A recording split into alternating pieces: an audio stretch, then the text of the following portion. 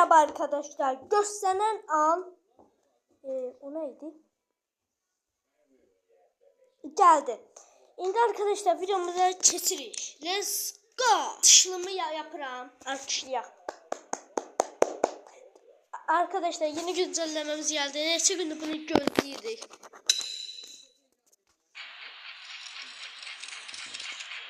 Arkadaşlar gördüğümüz gibi böyledir. Arkadaşlar ben burada 2-3 şəkil çəkdim deyə videona qapaq qoyub qabağa. Arkadaşlar indi bura dokunanda böyle kışkırılır, böyle ediyorlar, böyle eləyir. Bu şəkil çəkilmişsin. Deyirsən bundan aşağı gedirdi, hə, düzdür. Bundan da yukarı şey gedir. Belə. Burada arkadaşlar karakterlerimiz var. Burada da böyle mahnı içerisinde o böyle bir şeyler var. Burada güvenliğimiz var. Bu da oradan bakıyorum. Arkadaşlar burada da böyle hava bırak. Zordu. Yani geçekti. Arkadaşlar burada da eğimlisidir. Burada böyle şeyler var. Burada ışıklar ne bileyim böyle pembe ne bileyim yanlış söylemişim. Başka hiç şeyimiz yok. Arkadaşlar sihir videosunda birazdan yardım atarım. Işıklarımız burada sönüp yanır. Bu da sön. Bunun içinde böyle şeyler var dostlar. Köşetti. Hoşum geldi. Burada dostlar böyle bir şey var. Bu bilmiyorum. Sonra anlayarız. Bu da bir çalmak sat içindir.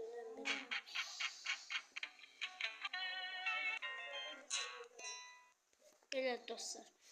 Şimdi burada var imiş. Burayı görmemişim.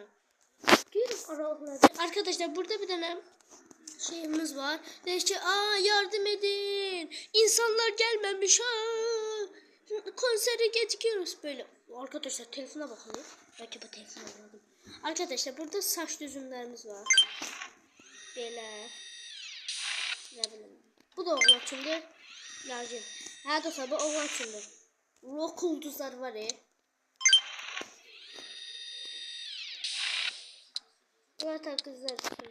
Yaxşı buna bıraktı. İndi size göstermeliyim axı. Başka çarem yok.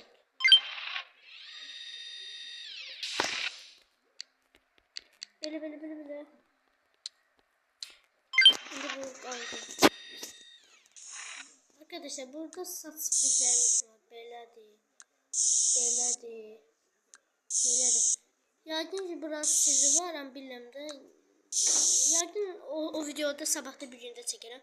Burada kıyafetlerimiz var. Geçektir bu kıyafet.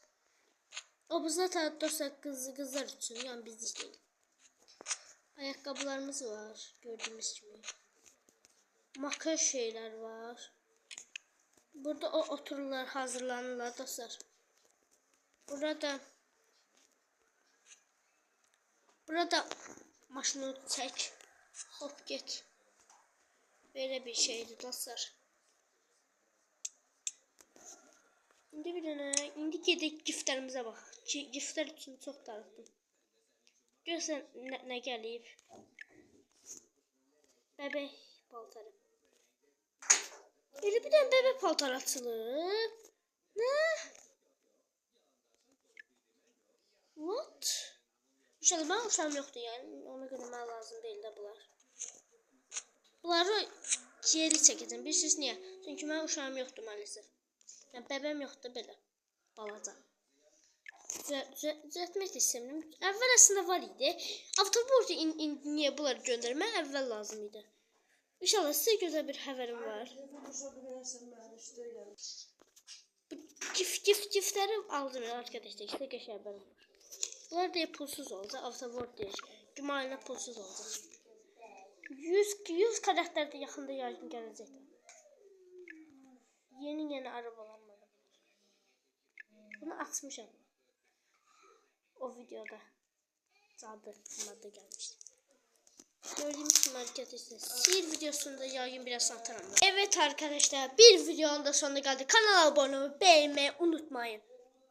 Bay bay.